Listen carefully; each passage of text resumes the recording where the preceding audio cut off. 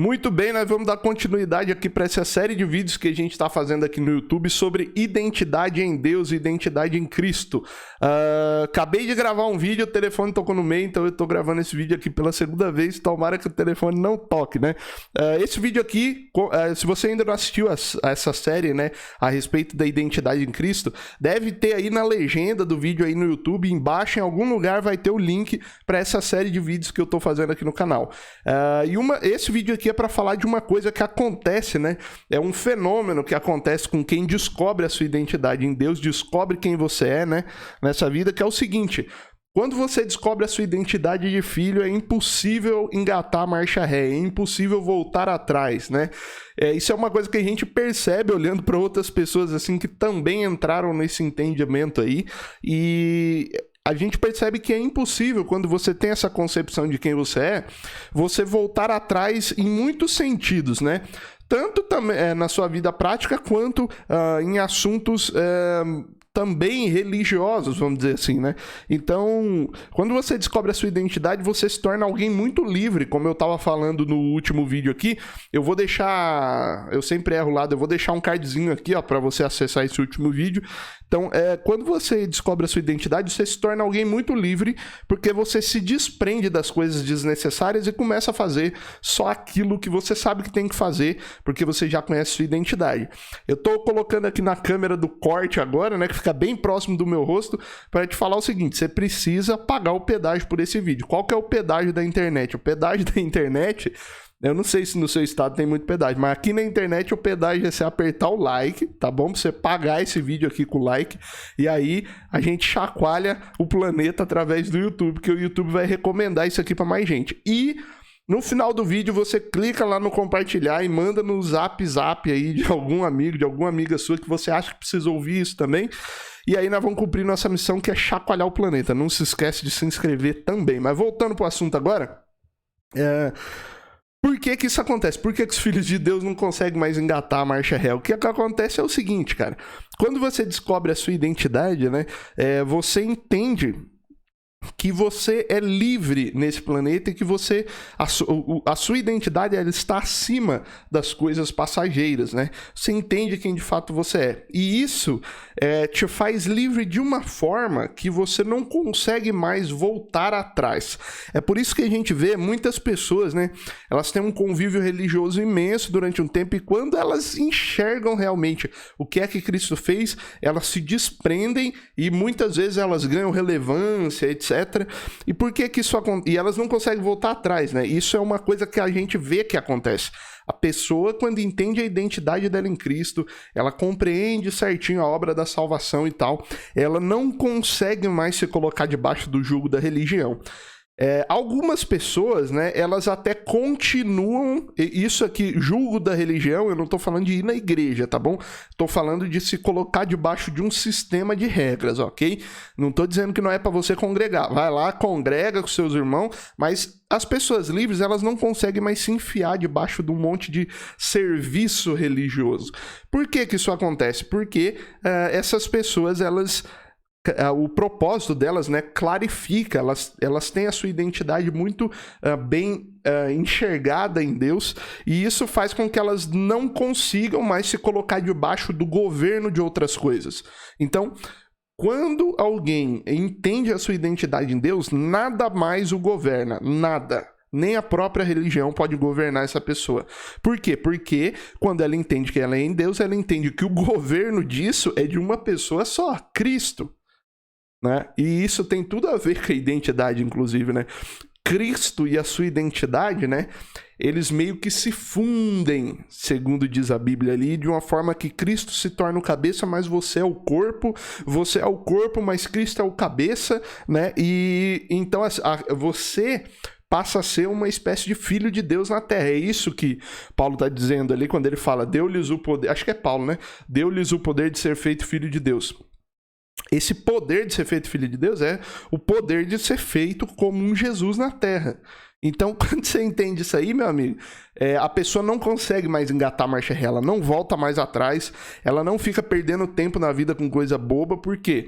Porque ela ganhou um entendimento a respeito de quem ela é. E ela sabe que o responsável por fazer isso por ela é muito maior do que qualquer outro governo. Então essa pessoa passa a ser, entre aspas, uma espécie de rebelde contra governos. Por quê? Porque todos os governos, né, o governo da religião, o governo da opinião das pessoas, o governo, o próprio governo, né, no sentido político, esses governos vêm e eles tentam dominar essa pessoa de novo. E essa pessoa fala, não, eu não me coloco debaixo do domínio de vocês porque eu sou maior que vocês. Eu pertenço a algo maior que vocês. Então, isso é muito característico, muito na religião e na opinião dos amigos, né? Quando uma pessoa se converte, o primeiro governo que tenta puxar ela de volta é a opinião das pessoas. Então todas as pessoas começam a falar, não, você entrou para esse negócio, não sei o que é isso? É o governo da opinião das pessoas tentando governar aquela pessoa de novo. Quando isso não acontece, né, essa pessoa entra, então, para uma igreja, etc. E aí, muito provavelmente, é muito triste isso, mas muito provavelmente o que vai se estabelecer sobre ela é o governo da religião. E não é ruim que isso aconteça no início da caminhada, porque às vezes isso até ajuda a pessoa a botar um pouco de conhecimento na cabeça. Mas chega um momento que quando ela entende, né, a identidade dela de fato, ela fala, opa, nem este governo aqui pode me governar então. Porque eu pertenço a um outro comandante, né? Eu recebo ordens de outro lugar. E aí, essa pessoa se torna livre. Um dos requisitos principais para isso, né, para essa pessoa não voltar atrás, é ela ter um contato direto com Deus. Então, a pessoa que não tem um contato direto com Deus, que depende para aprender de Deus, da igreja, que depende de outra pessoa explicando, né? E isso não é ruim, mas que depende somente dessas outras pessoas, então ela está sob o governo dessas pessoas das quais ela depende. Mas quando ela não depende mais de ninguém para acessar a verdade, né, com V maiúsculo, quando ela não depende mais de ninguém para acessar essa verdade, então ela se livra do governo dessas instituições terrestres, ela passa a ser governada por uma visão espiritual e por Deus, né? Então, e aí a grande questão é assim, quando isso acontece, você não volta mais atrás, né? Não tem mais como. Então, é por isso que a gente tá vendo aí nesses dias, né, uma grande ruptura, né, entre os filhos de Deus e a religião. A gente tá vendo aí uma fresta se abrindo e essa fresta vai ficar cada vez maior, se você não sabe. A religião vai cada vez menos ter governo sobre os filhos de Deus nessa época, porque é simples. As pessoas começaram a entender quem elas são em Deus. Né? Os filhos de verdade começaram a entender isso. Então, eles não conseguem mais voltar atrás porque seria negar esta identidade, né? É aquilo que Paulo diz, seria crucificar Cristo de novo. Ou então, né, seria se apostatar da fé, etc. Então, quando elas não conseguem mais voltar atrás, então começa a haver uma ruptura. E os filhos de Deus, eles começam a pregar a verdade, e a verdade incomoda o rito, né? A verdade incomoda o judaísmo, a religião, né? O farisaísmo, etc.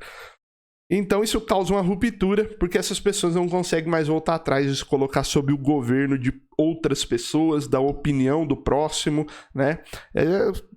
Para falar a verdade, né, os filhos de Deus se tornam alguém muito chato nessa terra aqui, porque nada consegue mudar a cabeça do cara, nada consegue governar ele, ninguém consegue dizer para ele o que ele tem que fazer, por um simples motivo. Ele já ouviu de Deus o que ele tem que fazer e ele não tá nem aí pro resto, né? Então isso é uma característica muito firme, né? Não tô dizendo que não é para ouvir conselho, mas enfim, você entendeu, se você tá vendo essa série Identidade, você entendeu isso aqui que eu estou falando, né? Então, isso é normal acontecer, né? E eu tô fazendo esse vídeo aqui justamente porque pode ter alguém passando por isso aí e não tá entendendo nada, né? Então é normal que você leve pedradas nesse momento que você entende quem você é, né?